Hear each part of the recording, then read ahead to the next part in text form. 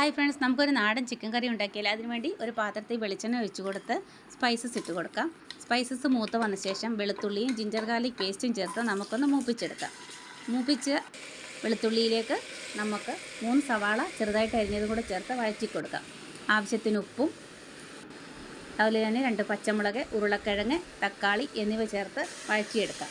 അതിലേക്ക് മഞ്ഞൾപ്പൊടി, ആവശ്യത്തിന് വെള്ളവും ചേർത്ത് ഇതൊന്ന് വേവിച്ചെടുക്കാം. വേറൊരു പാത്രം നമുക്ക് അടുപ്പിൽ വെച്ച് വെളിച്ചെണ്ണ ഒഴിച്ച് കൊടുത്ത് കടുക് പൊട്ടിക്കാം. കടുക്, വറ്റൽമുളക്, കറിവേപ്പില എന്നിവ പൊട്ടിയതിന് ശേഷം അതിലേക്ക് മുളക് പൊടി, മഞ്ഞൾപ്പൊടി, മല്ലിപ്പൊടി, ഗരം മസാല എന്നിവ ചേർത്ത് മൂത്ത് വരുന്നതിന് ശേഷം നമുക്ക് എടുത്ത് വെച്ചിരിക്കുന്ന സവാള വേവിച്ചത് ഇട്ട് കൊടുക്കാം.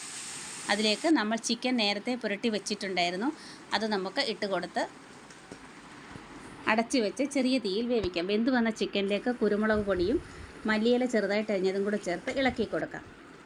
എന്നിട്ട് നമുക്ക് ഇത് പൊറോട്ടയുടെ കൂടെ സെർവ് ചെയ്യാം.